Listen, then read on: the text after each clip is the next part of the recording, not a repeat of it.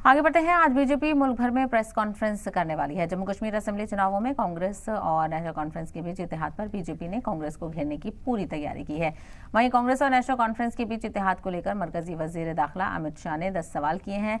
BJP इसी मामले पर और इसी मसले पर मुल्क भर में प्रेस कॉन्फ्रेंस और मीडिया बाइट देगी। कई रियासतों के सीएम, डिप्टी सीएम और दीगर सीनियर लीडरान अपनी अपनी रियासतों में मीडिया के जरिए से कांग्रेस पर सियासी हमला करेंगे। यूपी सीएम योगी आदित्यनाथ, असम के सीएम, महाराष्ट्र के डिप्टी सीएम, बिहार के डिप्टी सीएम स्मृति ईरानी और दीगर नेता आज मीडिया को खिताब करेंगे। अमित शाह ने 10 सवाल किए हैं। जम्मू कश्मीर में फिर से अलग झंडे की वादे की हिमायत करती है क्या कांग्रेस?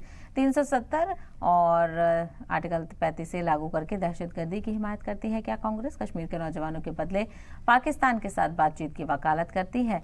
एलओसी ट्रेड शुरू करने की वकालत करने पर दहशतगर्दी की हिमायत करती है। पत्थरबाजी का इनाम सरकारी नौकर देकर करना चाहती है। तो वहीं दलित, गुज्जर, बकरवाल और पहाड़ियों का रिजर्वेशन खत्म करेगी कांग्रेस। तो वहीं एक अच्छा सवाल है, इसके अलावा क्या शंकराचार्य पर्वत, तख्ते सुलेमान, हरी पर्वत, कोहे मारन नाम से जाने जाएं, पाकिस्तान की हिमायत करने वाले गिने चुने परिवारों के हाथों में क्या सत्ता सौंपेगी कांग्रेस? कांग्रेस नेशनल कॉन्फ्रेंस के जम्मू और घाटी के बीच भेदभाव की हिमायत करती है।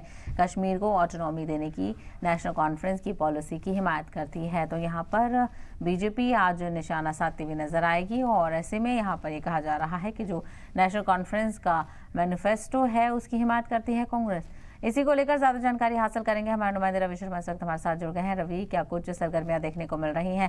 बीजेपी अब नेशनल कॉन्फ्रेंस और कांग्रेस के इत्तेहाद पर सवाल उठाने लगी है। बिल्कुल, आपको बता दूं शहबा कि जिस तरह से विधानसभा चुनाव 2024 जो है वो जम्मू कश्मीर में होने वाले हैं, इसको लेकर पूरे देश में राजनीति जो है वो गर्मा गई है। इसी को लेकर जब राहुल गांधी जम्मू कश्मीर की यात्रा पर आए तो उसके बाद उन्होंने ये ऐलान कर दिया कि नेशनल कॉन्फ्रेंस और कांग्रेस जो है वो मिलकर चुनाव लड़ेंगी, उनके बीच गठबंधन हो गया है।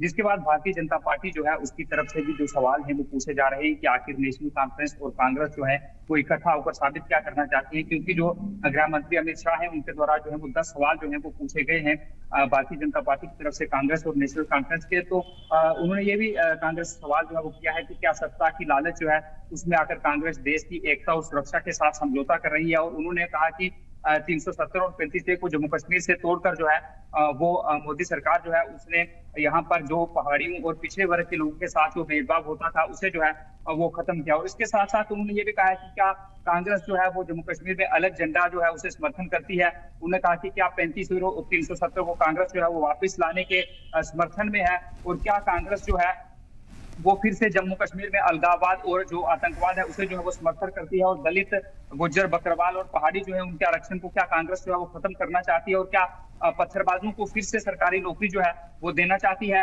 जो कांग्रेस पार्टी है बीजेपी की तरफ से अमित शाह जो है उन्होंने